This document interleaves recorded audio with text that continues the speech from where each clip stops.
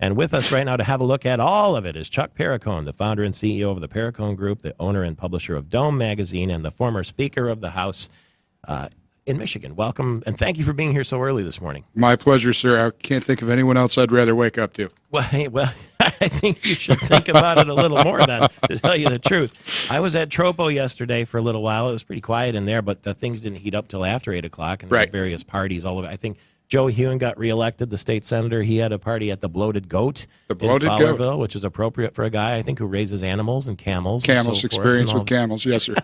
And I think upstairs at Tropo, the Senate Republicans maybe were there. Yeah, Curtis I closed that down about midnight. Oh, did you? Yes. Okay, then I must have just missed you. Yes. Curtis Hertel he's going to the state Senate too, Junior. He had a party at the Nut House, and there were various events all over the place. What was your night like?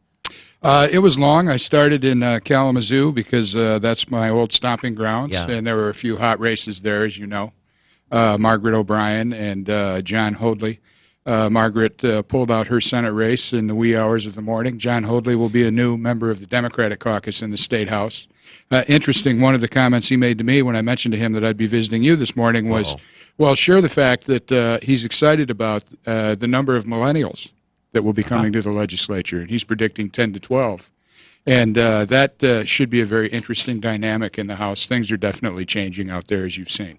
Well, we'll have an all-Republican legislature again, an all-Republican governor, and Speaker, Attorney General, and Secretary of State, all the rest of it. Now Rick Snyder and the new crop going to have to get to know each other a little better and figure out what they can do in this second term. Well, that creates a new honeymoon period, which will help the governor a great deal, because the challenge that he was facing in this next term was coming in with some of the history that's been developed, with some of his policies that he's tried to move and some of those that he has moved. And there was some resistance to that within both caucuses, and he knew that. He didn't win everything last term. With this new influx, that gives him some breathing space. And also the larger margins will help him as well, because it's fresh faces. Everyone's happy to be here, and they all want to change the world, as they should when they're first elected. They're not exhausted yet.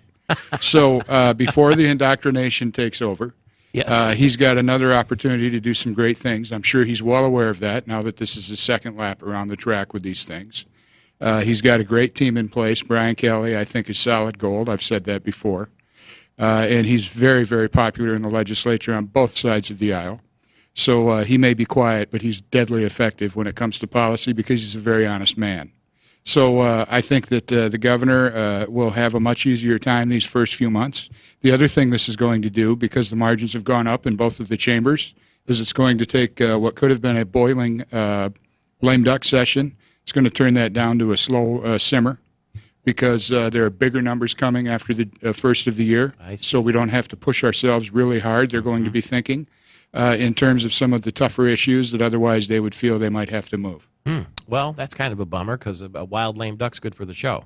It is good for the show, sir. And the I understand. Yes, I've noticed that your ties become a little wilder during lame duck. Yes, but you could save those maybe for St. Patty's Day. Okay. I don't know. I'll do that then. Now, is it to presume that we're between Representative Pashalka and Representative Cotter to be the next Speaker of the House? Yes, sir. Always a possibility of a dark horse, especially this year. But what's interesting about that leadership race is that it is the coming together of two different approaches.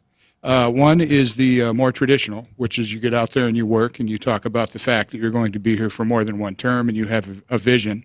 Representative Cotter, Chairman Cotter, is young, but he's very, very bright, very steady, very even keel. And he, of course, is quite comfortable with his margin, despite the fact that he had a bit of a race at home because the Democrats decided to target him, which politically is a smart move. Let's tie up emerging leaders in their home districts. That's been done for a long, long time. And he's been running a traditional race, mano a mano, talking to folks. This is why you need to support me and what I think we can do. On the other hand, you have Representative Al Pasholka, who's going into his last term. He's taken a more aggressive approach, which I think is more befitting of his nature.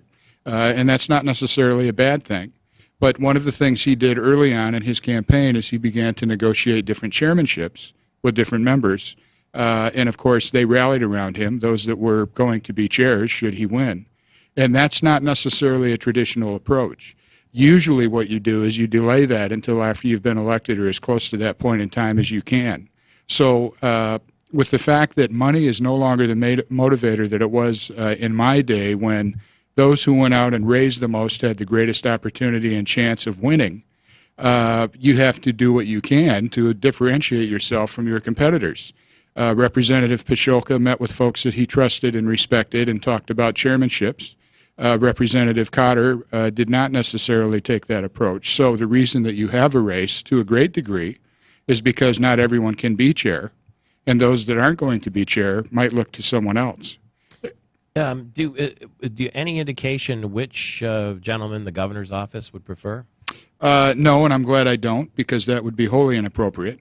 We haven't had that we haven't had that type of personal interest from a governor's office since the days of John Engler, and perhaps to a degree Jennifer Granholm, whom, as everyone knows, was adamantly opposed to Andy Dillon and making calls against him right up through the Sunday prior to the leadership vote.